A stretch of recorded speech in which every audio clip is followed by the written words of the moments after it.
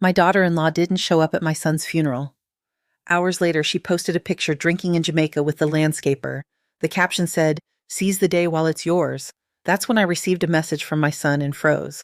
"Mom, come to my house now." I never imagined I'd have to bury my son without support. Standing in that somber funeral parlor on a rainy Wednesday morning, observing the small group of folks who'd come to honor Deshawn, I kept looking toward the doorway, praying perhaps the roads were jammed. Maybe her plane was late. Maybe there was some logical reason why Marquita, my daughter-in-law of 8 years, wasn't there to grieve for her husband. The funeral coordinator came over with that polished compassion they all perfect. "Ms. Morgan, should we hold off a bit longer?" I swallowed hard, striving to hold on to whatever poise I still had. "No, let's proceed." 42 people showed up to bid farewell to my son. I tallied them. 42 souls who cared enough to pause their Wednesday to remember Deshawn's life. His wife wasn't among them. I gave the eulogy myself. What choice did I have? I spoke of Deshawn's early years, his passion for basketball, how he'd graduated summa cum laude from Howard University, how thrilled I was when he launched his own marketing agency. I didn't bring up how he'd battled depression lately, or how withdrawn he'd grown from everybody, even me. I didn't mention how his marriage appeared to be unraveling, though I'd acted like I hadn't seen it. As folks walked by the casket sharing their sympathies, I caught the murmurs. "Where's Marquita? Isn't that his wife? How terrible for her to skip this." The pity in their tones made my heart clench. If they only understood. After the ceremony, I drove to the graveyard by myself. The hearse trailed behind, transporting my son's remains. I ought to have been concentrating on Deshawn, on bidding adieu, on mourning fully. Instead, my thoughts kept looping back to one puzzle. Where could she be? That night, I sat alone in my living room, staring at my phone as if it might finally give me an answer. I'd called Marquita 7 separate times. Every call went straight to voicemail. I'd sent message after message. Nothing. Deshawn's death had blindsided all of us. A sudden stroke at just 36, supposedly brought on by severe hypertension. I had phoned Marquita the moment the clinic pronounced him gone, and she had sounded appropriately devastated. She cried on the phone, asked about arrangements, and promised she'd leave her cousin's house in Atlanta and come home immediately. That conversation was 5 days ago. Feeling a knot tighten in my chest, I reached for my tablet and did something I rarely bothered with. I checked social media. Deshawn had always been a private man, and I never paid much attention to platforms like TikTok or Twitter, but grief pushes you into strange behaviors. I found Marquita's TikTok profile easily. Her profile picture was still a smiling photo of her and Deshawn from last year's anniversary, his arm around her shoulder, both of them looking joyful. She looked radiant in the picture, her long braids neat, her warm brown eyes bright with what I once believed was happiness. I scrolled through her most recent posts, my heartbeat growing uneasy, though I couldn't yet explain why. Clips from Atlanta, laughing with her cousin over brunch, wandering through shopping malls, all posted after Deshawn died, all showing a woman who looked anything but grief-stricken. And then I saw it. Uploaded 4 hours ago while I was sharing my son's eulogy, was a video that chilled me to the bone. Marquita in a vibrant yellow swimsuit, drink in hand, posing on a sandy shore with turquoise waves lapping behind her. She was giggling, head tilted back, utterly unburdened.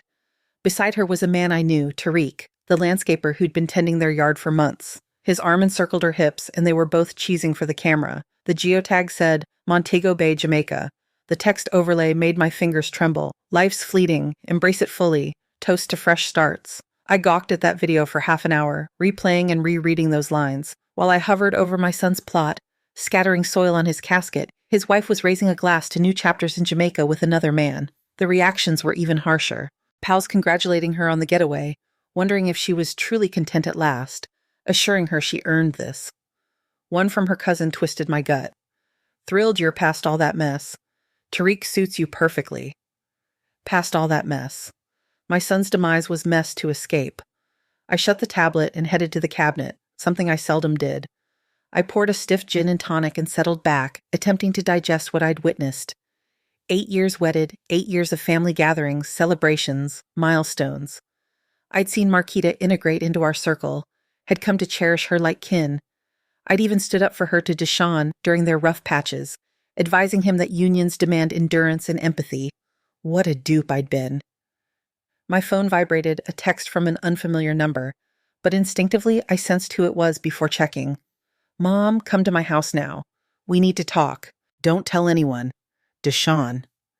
I let the phone slip.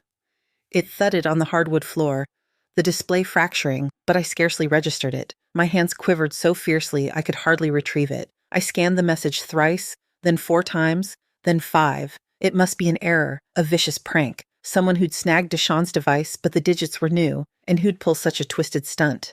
I snatched my keys with unsteady hands. I needed to verify personally. I had to uncover what sort of horror I'd fallen into because one fact was clear. I'd just interred my son that morning, and the deceased don't text. I drove to Deshawn's place in a haze, my brain rejecting what appeared inconceivable. The well-known oak-shaded avenue seemed unchanged, yet all felt altered now, distorted in some way. I'd been there only 3 days back, aiding Marquita in boxing some of Deshawn's items before her alleged journey to Atlanta. She'd been weeping then, or so I'd believed. Deshawn's home loomed shadowy against the November dusk. A lone lamp shone from the back kitchen pane. My hand trembled as I turned my extra key in the front lock. "Deshawn?" My voice broke as I called. Quiet met me. I stepped through the den, beyond the sectional where I'd consoled Marquita 5 days ago, when the clinic rang, beyond the kin photos on the shelf. Deshawn's university commencement, their nuptials, holiday dawns, all appeared identical, yet none computed anymore. The kitchen glow pulled me onward. As I turned the bend, I halted. My son was seated at his own dining nook, very much breathing, a mug of tea cooling before him. He glanced up as I arrived, his complexion ashen and weary, shadows under his eyes I'd overlooked before. He'd shed pounds, considerable pounds, his attire draped loosely on his build. "Mom," his tone was scarcely a murmur. "I'm sorry." I couldn't budge, couldn't utter. My mind wrestled to grasp what my sight beheld. This was my son, living and inhaling, perched in his kitchen 4 hours after I'd seen his casket descend into the earth. "You're meant to be gone." The words emerged choked, barely recognizable. Deshawn's expression folded. I know how mad this must seem to you. Please, sit. Let me clarify." I stayed upright, my limbs rigid. "I laid you to rest today, Deshawn. I cast earth on your box. I spoke your tribute." "What sort of twisted ploy is this?" "It's no ploy." He rose gradually, his actions measured, intentional. "Mom, I'm in deep peril, the sort that could ruin not only me but you as well. All we've strived for, all our kin has established." "What do you mean?" Deshawn raked his fingers through his locks, a habit I'd witnessed countless times since boyhood when he was anxious or frightened. 7 months back, I erred gravely at the job, a massive blunder. I managed the Apex Health Corp account. Recall the biotech firm? They were our top client, valued at $3 million yearly. I nodded dazedly. He'd raved about that contract endlessly, how it would secure his agency for ages. I uncovered they were doctoring their lab results, concealing major risks from a novel diabetes treatment. Folks were falling ill. Mom, gravely ill. Some perished. His voice cracked. I should have flagged it right away, but Apex's exec, Victor Hayes, he dangled $600,000 to stay silent. "Just ignore it," he urged. "Allow the regulatory nod to proceed." My gut sank. "Please say you refused it." Deshawn's quiet was response sufficient. "Lord Deshawn, what were you considering?" "I was considering Marquita's extravagance, the loan on this place, the bills we'd piled up at maintaining facades. She craved the remodels, the fresh SUV, the cruise to the Bahamas. $600,000 would have fixed it all." He met my gaze, eyes wet. "But I couldn't, Mom. I couldn't allow deaths for cash." So what transpired? I approached the authorities, submitted all the proof, turned informant. Hayes got nabbed last month, and the drug was yanked from shelves. But prior to his capture, he ensured I'd regret crossing him. Deshawn stepped to the kitchen sill, peering into the gloom. "Hayes has ties, Mom, nasty ties, the type who hold grudges eternally. 4 weeks ago, threats began arriving. Calls declaring I'd wrecked too many livelihoods, bled too many pockets. They demanded I vanish forever." I collapsed into a seat, my knees buckling. "So you staged your demise?" "Dr. Jenkins assisted me. She's a longtime pal from undergrad, employed at the clinic now. We orchestrated the stroke, forged the demise record. Jenkins warned I had perhaps hours before Hayes' crew tracked me. This was the sole path." The fragments were aligning, but one massive query lingered. What about Marquita? She was crushed when I rang her. She wept on the call. Deshawn's look turned stony. Marquita knew it all, Mom. About the Apex deal, the cash I declined, the warnings. She knew I intended to fake my end. He halted, his voice dipping to near inaudible. She was meant to act the mourning spouse for half a year, then slip away quietly and join me in Belize. We'd rebuild together, but she's in Jamaica with Tariq. Deshawn's chuckle was sharp and fractured. Yeah, I caught the TikTok clip too. She was supposed to bide time, Mom. We had a scheme, but evidently she devised a superior one. I recalled the video, Marquita's beaming grin, the remarks from her circle. She never meant to link up with you in Belize, did she? No. I realized that when I noticed my life policy had been redeemed. $850,000 dispersed to my devoted widow mere yesterday. Deshawn pivoted to confront me. She nailed her role, huh? The stunned partner, the sorrowful widow, too overwhelmed to even grace the burial. She likely reckoned skipping it would amp up the pathos. The breath of the deceit struck me like a slap. She permitted me to enter an empty box.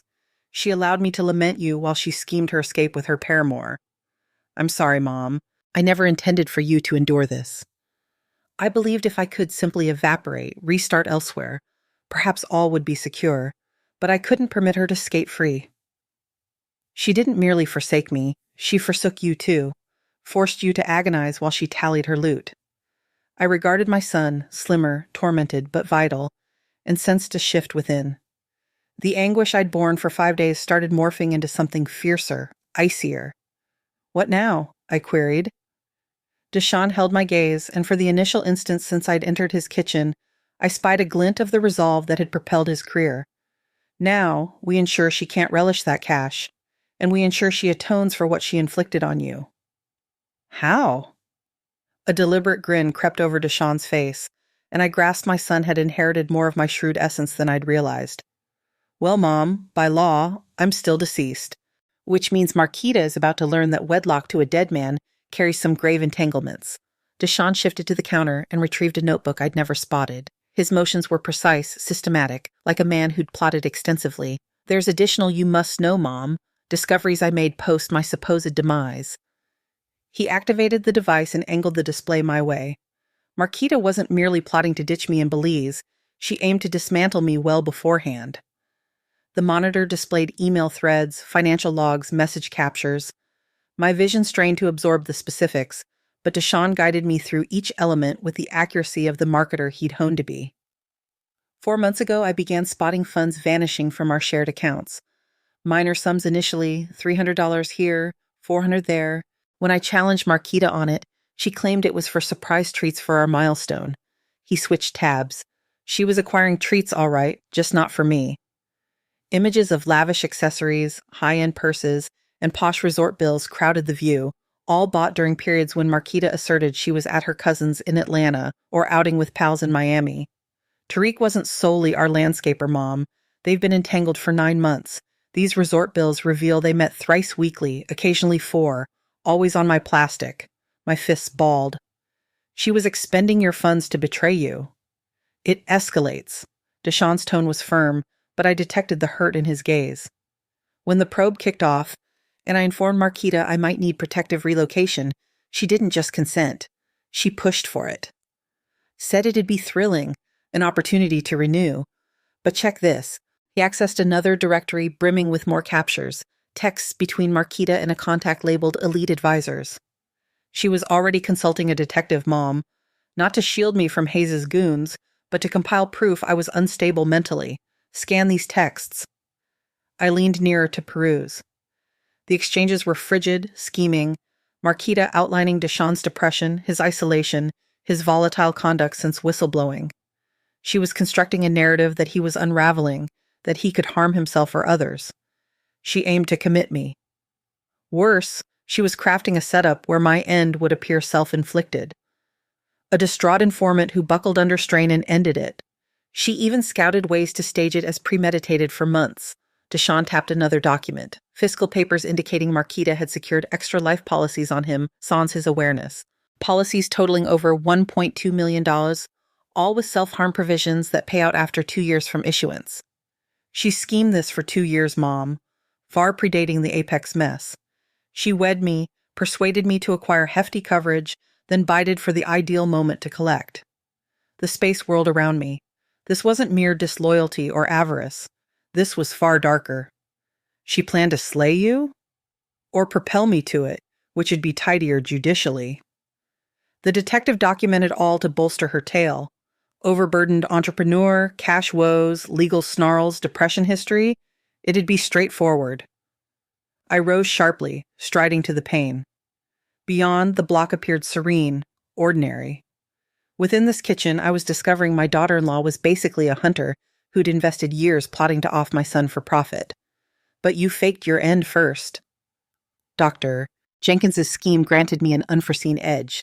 Marquita believed she'd triumphed. She snagged her payout sans actual killing.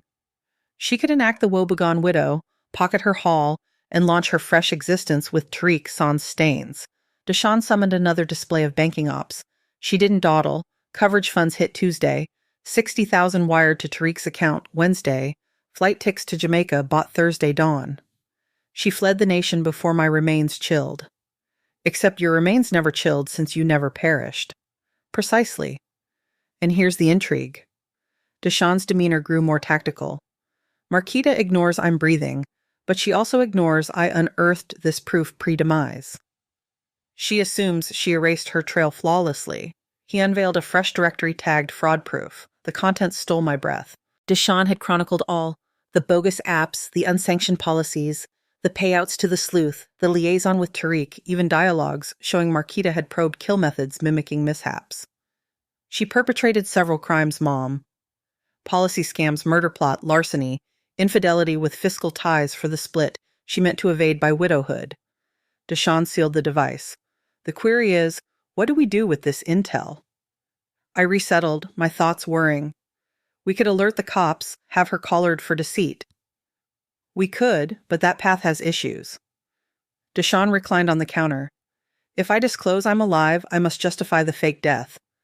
Dr. Jenkins might forfeit her credentials, perhaps incarcerate for bogus docs. The protective agents will rage I deviated, and Hayes' crew will pinpoint me. So we're jammed? Not jammed. We just must outsmart. Deshawn resumed his seat opposite. Marquita thinks she's victorious. She's got her loot, her bow, her liberty. She's likely aiming to linger in Jamaica a few months, let mourning fade, then return and offload the home, cash out the rest, and vanish eternally. What's halting her? Well, technically, she can't vend the home or tap most joint holdings while I'm legally gone. The inheritance must probate, which drags months, but she's got the policy cash, so she reckons she can linger. Deshawn grinned darkly. What she ignores is I logged her scam pre-death, and the dead can still contest claims. I eyed my son, witnessing a facet I'd never beheld.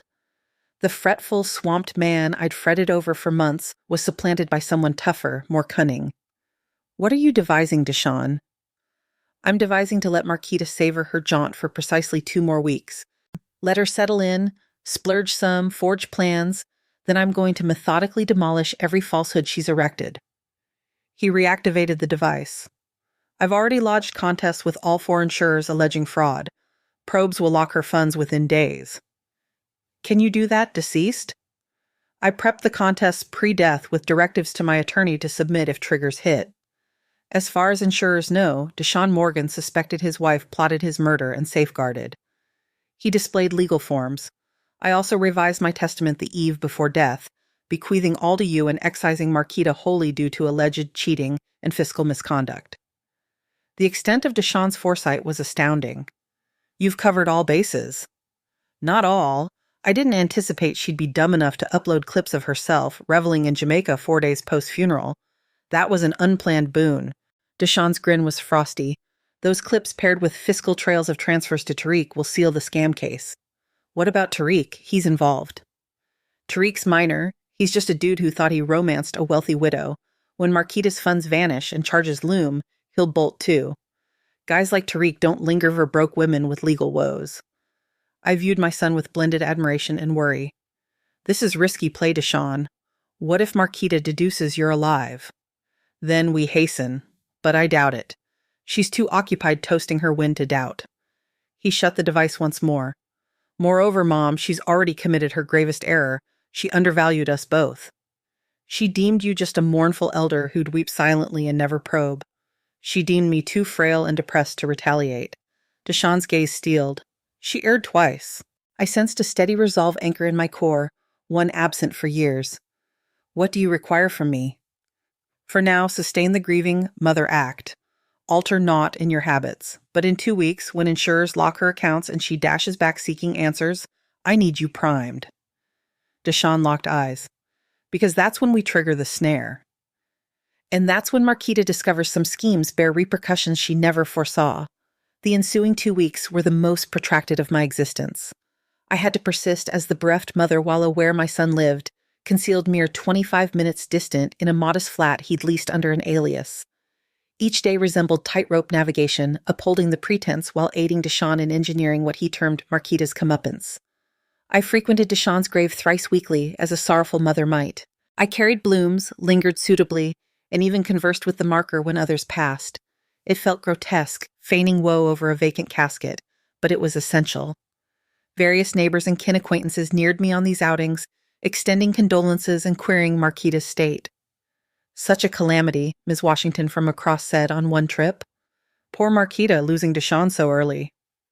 Is she coping okay? Haven't spotted her. She's taking space, Vayen, I responded, the fib flowing smoother than anticipated. With relatives. The loss has overwhelmed her. What I omitted to Ms. Washington was my compulsive tracking of Marquita's socials. The Jamaica clips persisted. Shoreline suppers, twilight toasts, massage sessions, boutique binges. Tariq appeared in most, at times embracing her, at times pecking her face. The feedback from her pals had shifted from pity for her bereavement to acclaim for her recovery path. Her cousin commented, "So proud you opted for bliss? Deshawn would want your finest life." That remark tempted me to hurl my tablet. Deshawn had been active those 2 weeks from his interim spot.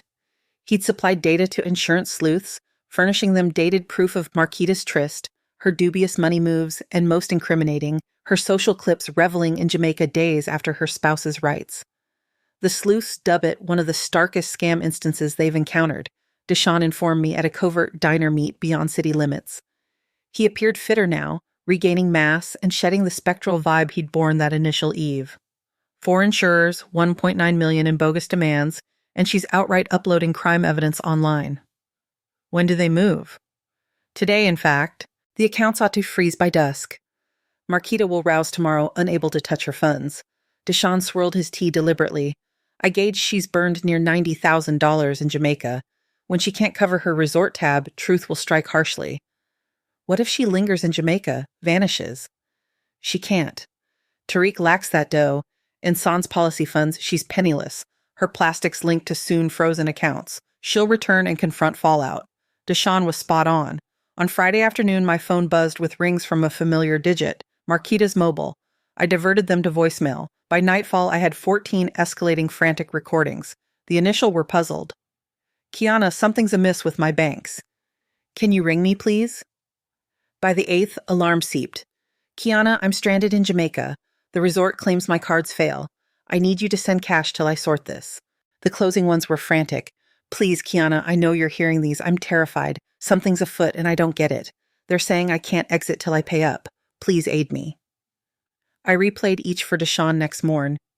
He heated with a look I couldn't decipher. Not glee precisely, but a stark justice sense. "She's truly freaking," I noted. "Good. She ought to." Deshawn closed his device where he'd scanned fraud probe updates. "The feds reached my attorney yesterday, purporting to handle my estate. They seek to quiz kin survivors on potential money anomalies with the late's spouse. They want me and Marquita grilled once she's on my stateside, which per Jamaican officials should be imminent. They won't detain her forever, but they mandate debt settlement pre-departure. How will she manage SON account access?" Deshawn's grin was icy. "That's Tariq's cue. Turns out he's boasted to buddies about his affluent American flame. Uploaded pics of pricey trinkets she's lavished, the upscale resorts they've lodged. When funds halted yesterday, so did his ardor for their bond. He ditched her, caught the earliest flight to D.C. this morn.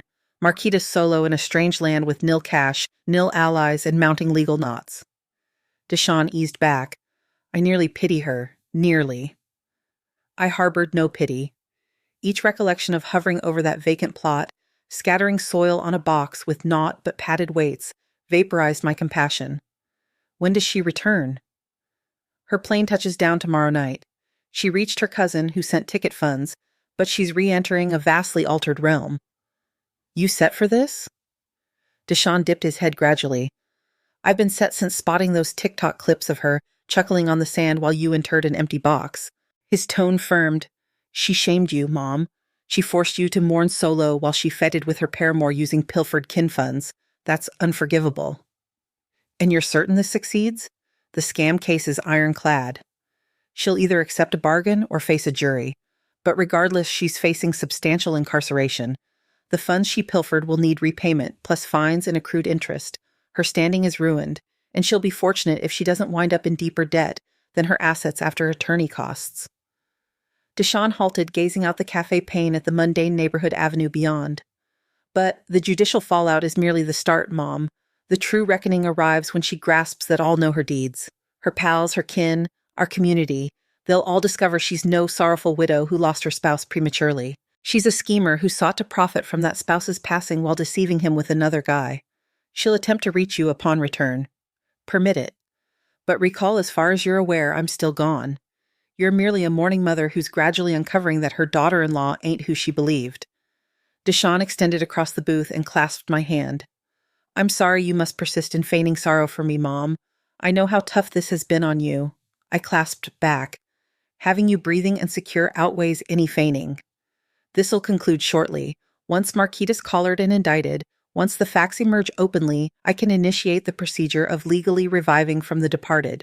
It'll be intricate, but Dr. Jenkins has contacts who can ease matters with the officials.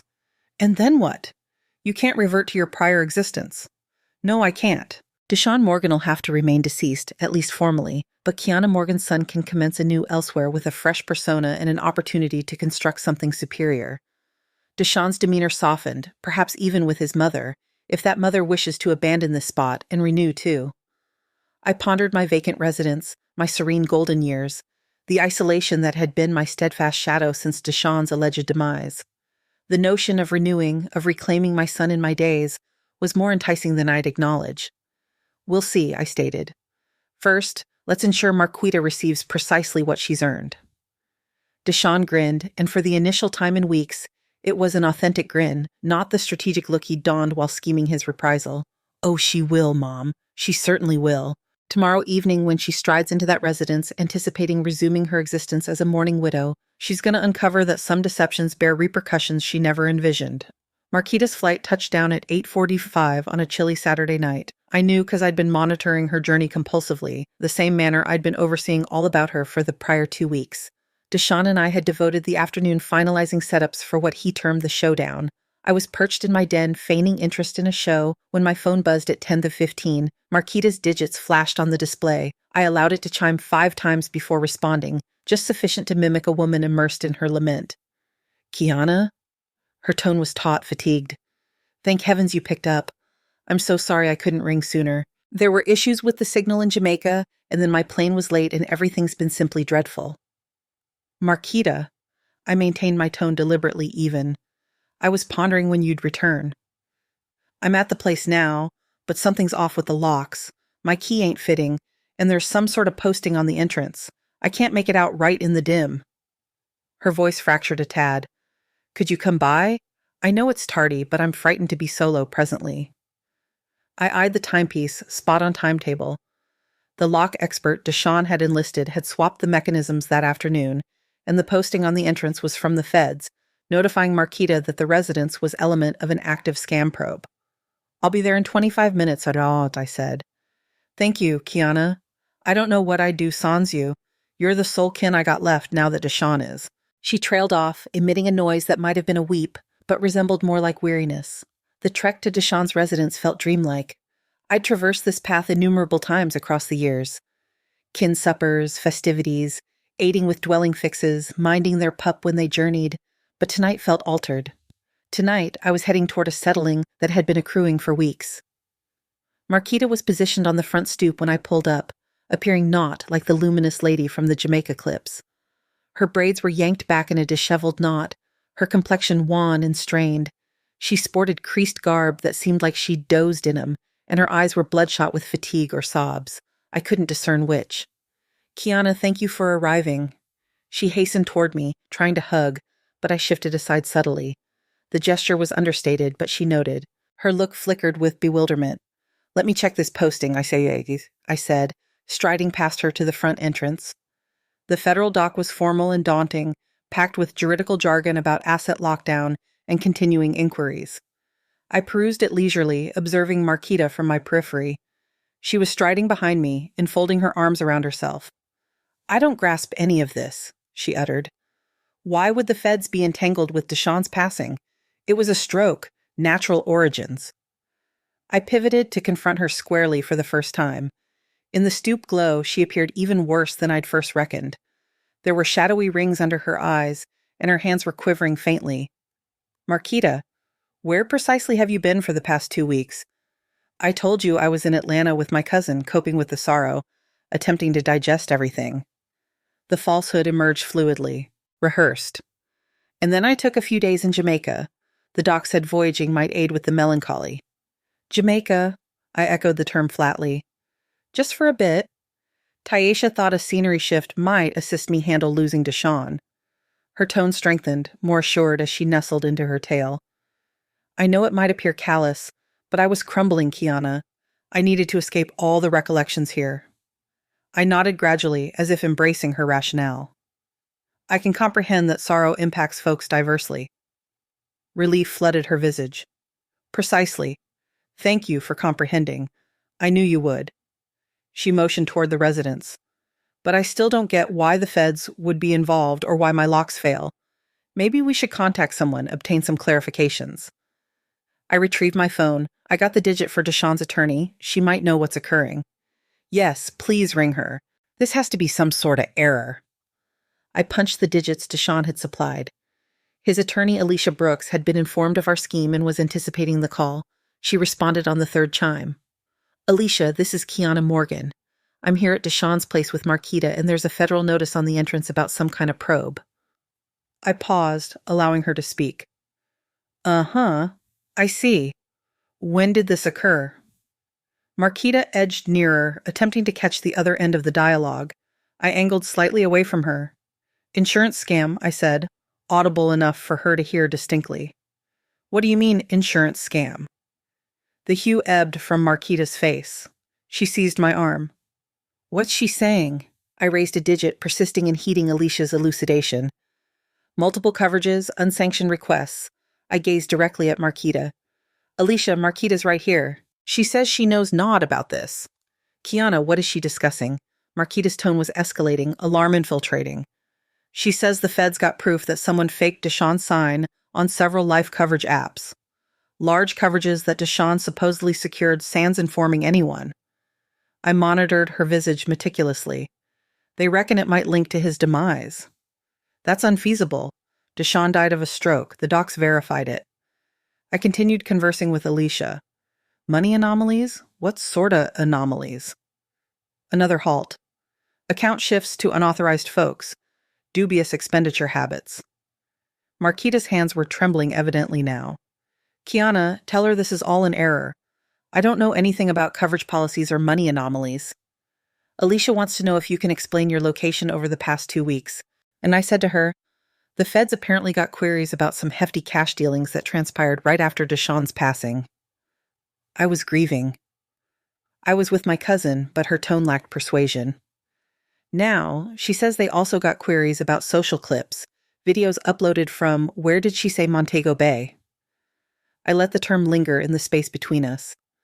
Marquita's face blanched entirely. She retreated a pace. "How do they know about Jamaica?" The confession escaped before she could halt it. I concluded the sham call with Alicia and stowed my phone.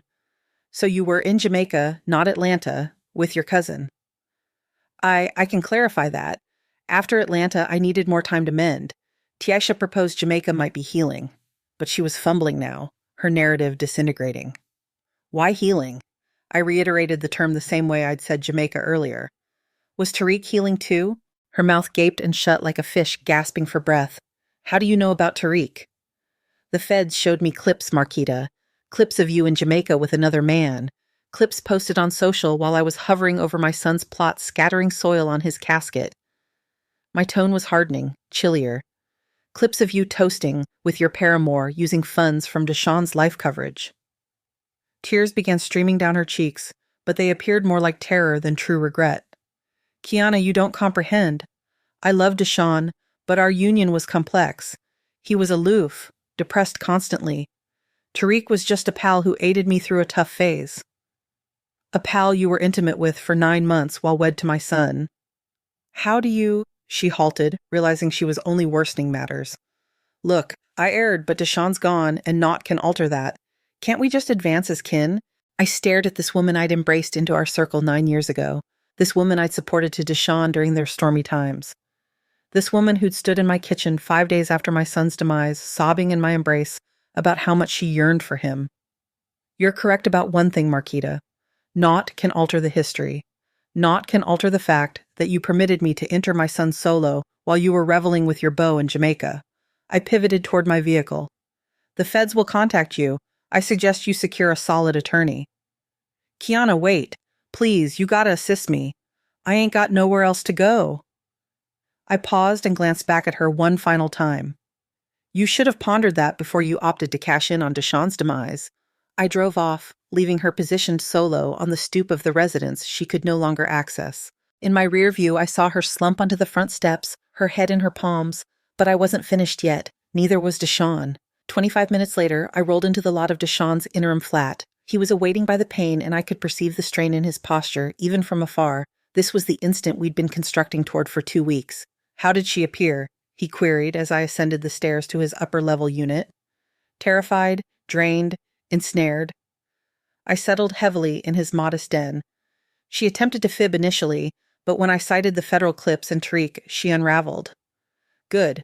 She needs to grasp that her deeds bear fallout. Deshawn was striding now, anxious vigor emanating from him.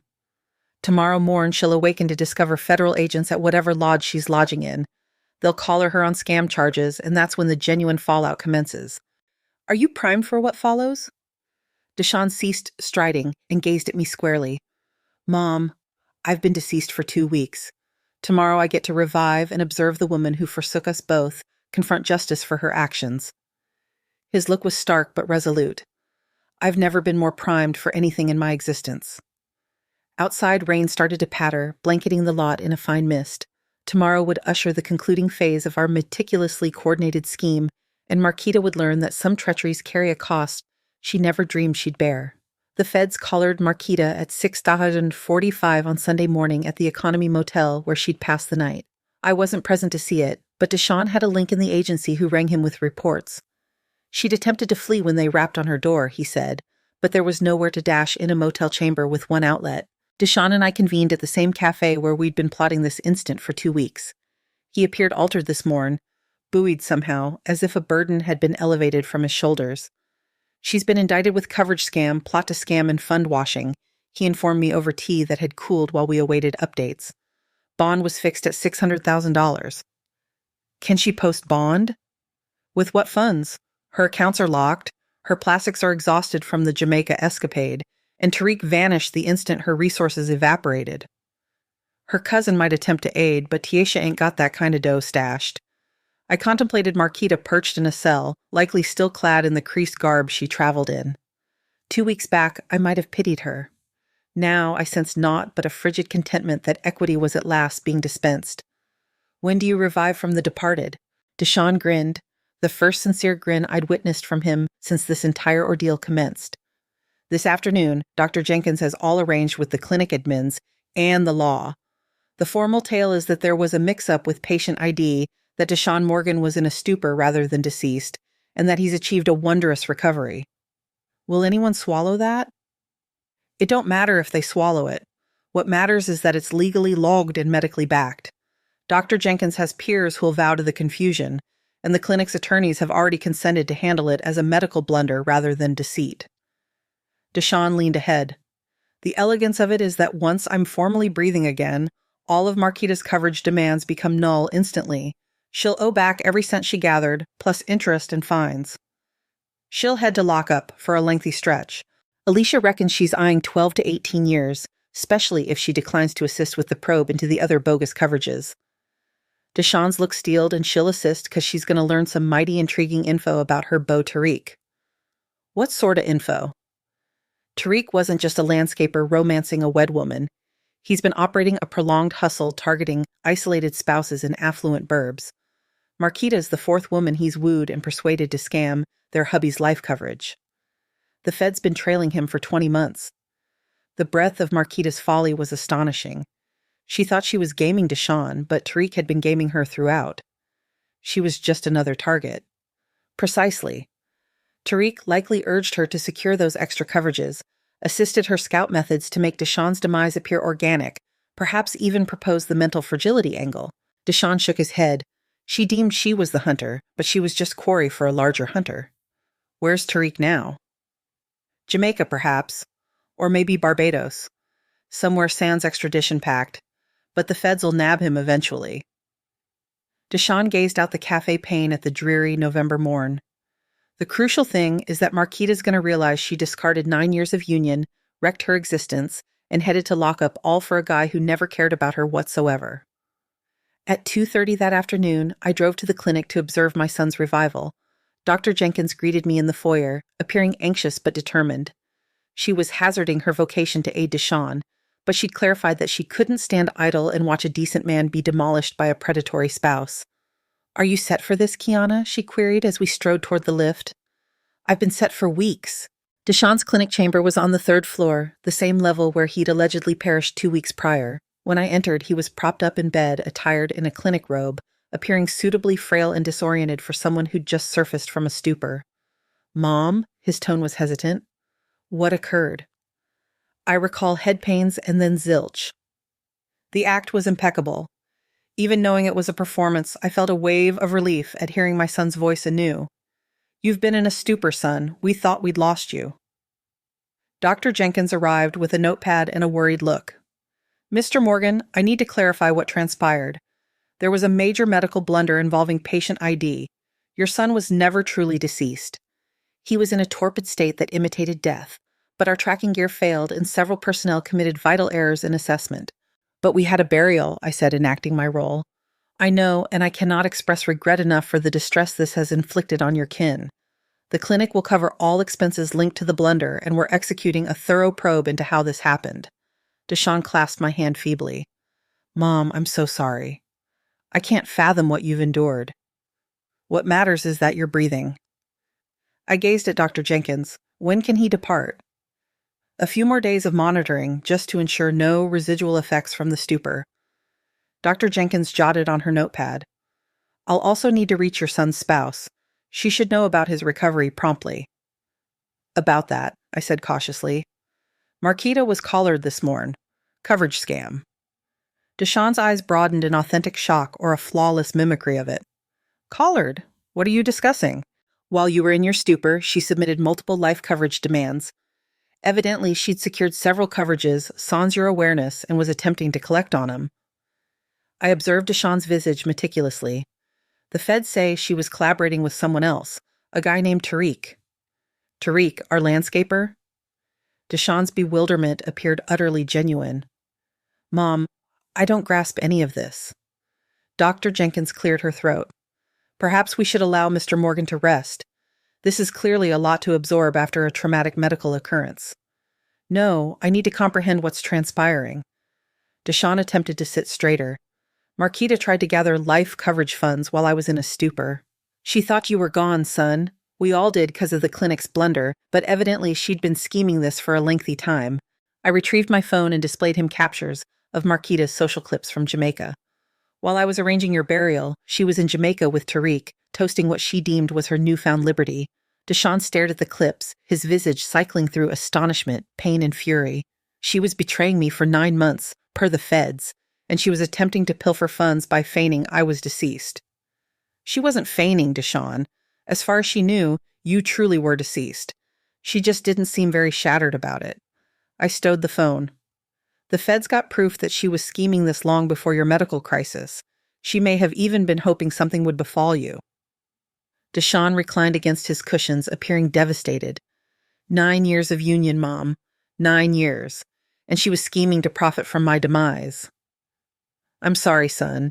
I know this ain't what you want to hear while you're mending. No, I need the facts. Deshawn's tone grew firmer, more decided. What befalls her now? Lockup, most likely. The scam indictments alone could fetch her 12 years, and if they prove she was plotting with Tariq to target other men, it could be much lengthier. Dr. Jenkins checked her timepiece. I should let you both have some seclusion. Mr. Morgan, I'll return to check on you this eve. After the doc departed, Deshawn and I sat in easy quiet for several minutes. The act was concluded, at least for now. My son was formally breathing again, and Marquita was confronting the fallout of her treachery. How do you feel? I queried. Liberated, he said plainly. For the first time in months, maybe years, I feel wholly liberated. He gazed out the clinic pane at the town beyond. I know I can't revert to my old existence precisely as it was. Too many folks know about the medical blunder, and there'll always be queries, but I can renew. What about the Apex circumstance, Hayes's crew? Hayes perished in custody last week, stroke, and his outfit disintegrated once the feds nabbed the core players. I should be secure now, especially with a new persona and a fresh commencement. New persona, Deshawn smiled. Well, I can't very well revert to being the Deshawn Morgan who allegedly perished and then revived. But Kiana Morgan's son, DeMonte, could launch a new marketing outfit in a different state, maybe somewhere warmer than D.C. The notion appealed to me more than I cared to confess. DeMonte Morgan, I like the ring of that. What about you, Mom? You ready for a new phase too? I pondered my vacant residence, my quiet golden years, the isolation that had been my constant shadow. Then I pondered the past 2 weeks, collaborating with my son to deliver justice to someone who'd wronged our kin. It had granted me a sense of aim I hadn't felt in years. DeMonte Morgan's going to need a collaborator. I said someone with know-how and insight to help steer a new agency. Deshawn's smile was glowing. I was hoping you'd say that. 3 months later, DeMonte Morgan Marketing unveiled its doors in Atlanta, Georgia. The cards listed DeMonte Morgan as head and Kiana Morgan as elder associate. We focused on aiding firms navigate moral hurdles and scam prevention, know-how we'd acquired through harsh trial. Marquita was sentenced to 14 years in federal lockup after admitting guilt to coverage scam, plot, and fund washing. Tariq was ultimately snared in the Dominican and repatriated to face indictments for operating a criminal scheme that had swindled at least 7 families. The coverage firms reclaimed most of the funds Marquita had pilfered, though she'd succeeded in expending nearly $110,000 during her short stint of liberty. On the milestone of Deshawn's alleged demise, we visited the graveyard, where an empty casket still rested interred under a marker bearing my son's name. We brought blooms, not out of grim wit, but as a memento of how near we'd come to losing each other eternally. Do you ever rue it? Deshawn queried as we stood beside the plot. All we inflicted on Marquita. I contemplated the query earnestly. I rue that it reached this. I rue that she chose the path she did, but I don't rue safeguarding our kin from someone who'd have demolished us both, sans a second notion. Deshawn nodded. She had every chance to be forthright, to resolve our issues, to build a genuine life jointly. Instead, she selected deceit and treachery. The fallout was her own making. As we strode back to our vehicle, I reflected on how much had transformed in 1 year. I'd lost a son and reclaimed him. I'd lost a daughter-in-law and gained my liberty from her manipulation. I'd lost my serene golden years and gained a fresh aim, a new venture, and most vitally, a profounder bond with the son I'd nearly lost eternally. Marquita had attempted to gain from what she deemed was Deshawn's demise, but ultimately, his revival had granted us both a new existence. Equity, I grasped, sometimes arrives in the most unforeseen shapes,